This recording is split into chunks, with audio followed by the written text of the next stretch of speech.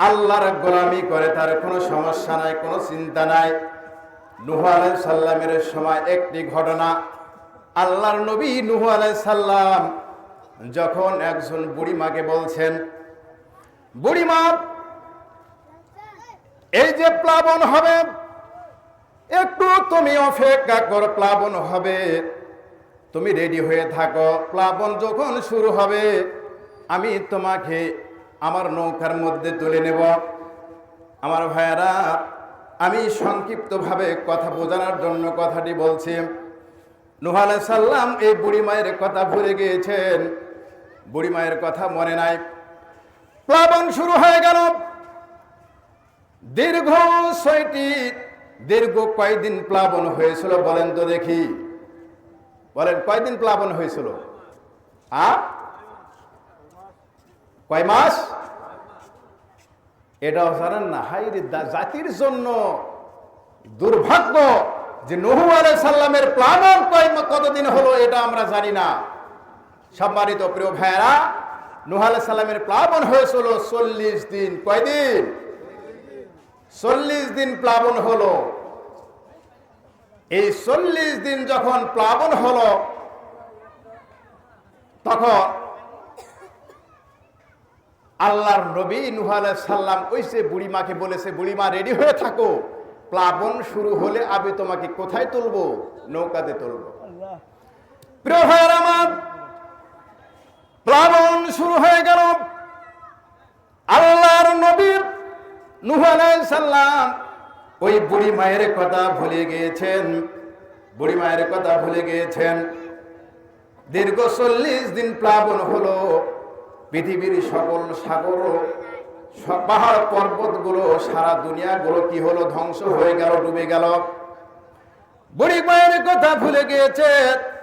প্রিয় ভাইয়ের আমার, 40 দিন প্লাবন শেষে, যখন প্লাবন শেষ হয়ে গেল, আবার পৃথিবীর পানিগুলো যখন শুকিয়ে গেল, আল্লাহর নবী নূহ আলাইহিস সালাম 40 দিন পর 3 নৌকা থেকে নামলেন। হঠাৎ ওই বুড়ি মায়ের কথা মনে হয়ে গেল। চিন্তা করলো, আহারে আমি ওই বুড়ি মাকে বললাম, বুড়ি মা রেডি হয়ে থাকো, প্লাবন শুরু হলে তোমাকে নৌকার উপর তুলে নেব। এখন বুড়ি মা তো আমি তুলতে মনে নাই। বুড়ি মায়ের কি পরিস্থিতি, তিনি চলে গেলেন। সম্মানিত ভাইরা, তিনি দেখতেছেন দূরে একটু জায়গাতে একটু জঙ্গল। আল্লাহর নবী নূহ আলাইহিস সালাম ওই জায়গাতে দৌড় মেরে দিলেন। দেওয়ার পর দেখছেন জঙ্গলের মধ্যে ছোট্ট একটা বাড়ি। আল্লাহর নবী নূহ আলাইহিস সালাম তিনি ডাক দিলেন, বাড়িতে কেউ আসো। বাড়ির মধ্য থেকে বুড়ি মা দৌড়ে এসে বলছে, বাবা নূহ রে, তুমি তো আমাকে প্লাবন তুমি বলেছিলে প্লাবন হবে। ও আল্লাহর নবী নূহ আলাইহিস সালাম, এখন বুঝিন প্লাবন শুরু হবে। বাবা তুমি আমাকে নৌকাতে তোলার জন্য, তুমি আমাকে তোলার জন্য এখানে এসেছো। আমার ভাইরা, আল্লাহর নবী নূহ আলাইহিস সালাম চোখের পানি ছেড়ে বলে, আল্লাহ রে, এটা কিভাবে সম্ভব?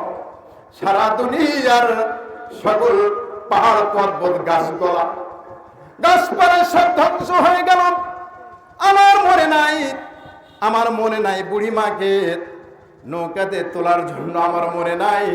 আল্লাহ তুমি কেমনে এই বুড়িমাকে বাঁচাইলে? আল্লাহ নূহকে বলছে, নূহ রে, তুমি তোমার বান্দিকে ভুলে যেতে পারো, তোমার উম্মতকে তুমি ভুলে যেতে পারো। আমি আল্লাহ, আমি কেমনে সেই বান্দাকে কষ্ট করে, যে বান্দাকে আদর করে, এত সুন্দর করে বান্দাকে সৃষ্টি করেছি, আমি ওই বান্দাকে কেমনে ভুলে থাকতে পারি? আল্লাহু আকবার। সেই আল্লাহ আমাদেরকে ভুলেন না, আর আমরা সেই আল্লাহকে ভুলে যাই। প্রিয় ভাইরা, তাই নয়? আল্লাহ বলেন, লাকাদ নিশ্চয়ই খালাকনাল, সৃষ্টি করেছি সারা মানুষকে ফি মধ্যে হাসানে তাকবীর, আমি সুন্দর আকৃতি দিয়া, সুন্দর গঠন করে আমি আল্লাহ তাআলা কি করেছি? মানুষকে সৃষ্টি করেছি।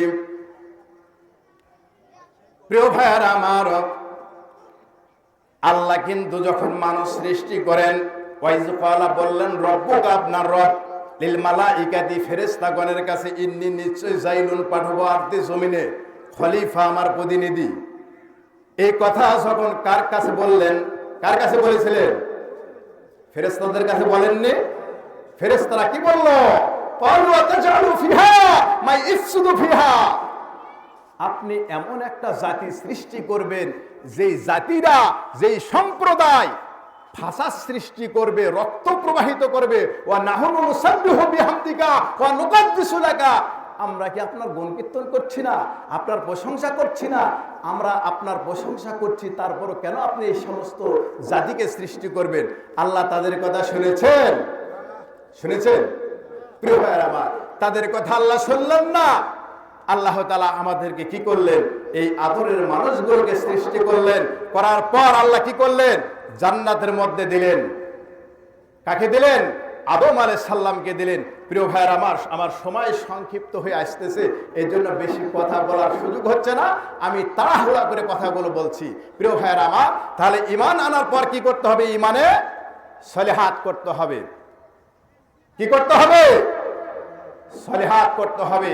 তারপরে আল্লাহ বলছেন ওয়াকিমুস সালাতা ওয়া আতুজ যাকাতা লাহুম আজরুহুম ইনদা রাব্বিহিম ওয়ালা খাউফুন আলাইহিম ওয়ালা হুম ইয়াহজানুন।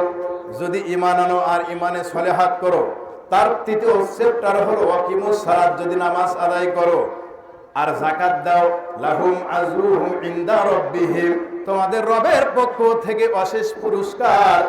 কার পক্ষ থেকে পুরস্কার? রবের। সেই পুরস্কার কি জানেন? সেই পুরস্কার কি?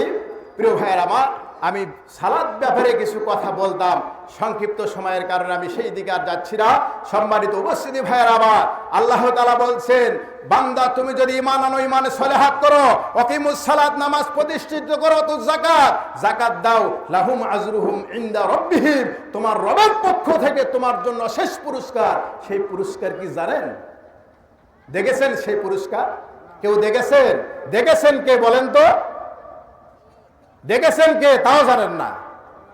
একটু যদি না জানেন তাহলে তো কথা বলার সমস্যা। প্রিয় ভাইয়ারা, দেখেছেন কে? বিশ্বনবী মুহাম্মদ সাল্লাল্লাহু আলাইহি সাল্লাম। তিনি দেখেননি? জান্নাত দেখেননি তিনি? অশেষ পুরস্কার হলো জান্নাত। সেই জান্নাত বিশ্বনবী দেখেননি? বিশ্বনবী যখন পৃথিবীতে আসলেন, সাহাবীরা বিশ্ব নবীজিকে বলছেন, বিশ্ব নবী আমার একটু অশেষ পুরস্কার, ওই জান্নাতের একটু বর্ণনা দাও। আল্লাহর নবী মুহাম্মদ জান্নাতের বর্ণনা দিতে হিমশিম খাচ্ছেন। আল্লাহর নবী মুহাম্মদ বলছেন, জান্নাতের বর্ণনা কিভাবে দেব? জান্নাতের বর্ণনা কিভাবে দেব? তবে সাহাবীরা শুনে রাখো, ওই জান্নাতের মধ্যে যে হুর, যে মহিলা দেওয়া হবে, ডিমের ঝিল্লি যেই অংশ, ডিমের যেই সাদা অংশ, এই সাদা অংশের চাইতেও সাদা হবে। আল্লাহু আকবার। ডিমের যেই ঝিল্লি অংশ, যেই মহিলা দেওয়া হবে, ডিমের যেই ঝিল্লি অংশ, সাদা অংশ, তার চাইতে সাদা হবে। সুবহানাল্লাহ বিহামদি, সুবহানাল্লাহ বিহামদি। প্রিয় ভাইরা আমার, আবু সাঈদ খুদরি রাদিয়াল্লাহু তাআলা আনহু বর্ণনা করছেন, ওই মহিলাগুলোর হাড়ের মধ্যে যেই ক্যালসিয়াম আছে, সেই ক্যালসিয়াম পর্যন্ত দেখা যাবে। এত স্বচ্ছ।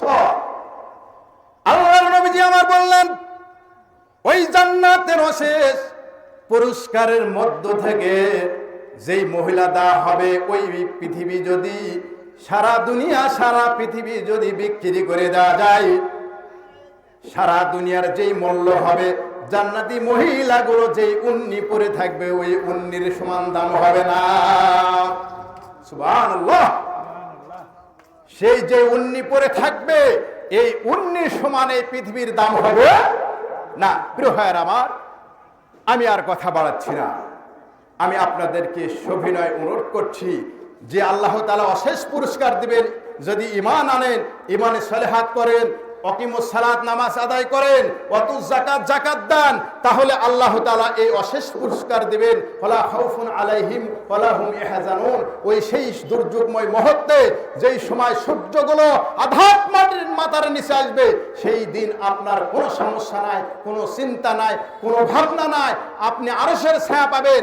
আল্লাহ তাআলা আমাদের সকলকে যেন এই আল্লাহর জমিনে ভালো কাজ, ঈমানি কাজ, শরীয়ত, নামাজ কায়েম এবং যাকাত, এই কাজগুলো যাতে আল্লাহ তাআলা করার তৌফিক যেন দান করেন, আমরা চেষ্টা করি। আল্লাহ তাআলা আমাদের সকলকে জান্নাতি মানুষ হিসেবে কবুল করে নেক। আমরা সকলে বলি আল্লাহুম্মা আমিন। এই বলে আমার আলোচনা শেষ করলাম। ওয়া আখিরু দাওয়ানা আলহামদুলিল্লাহি রাব্বিল আলামিন।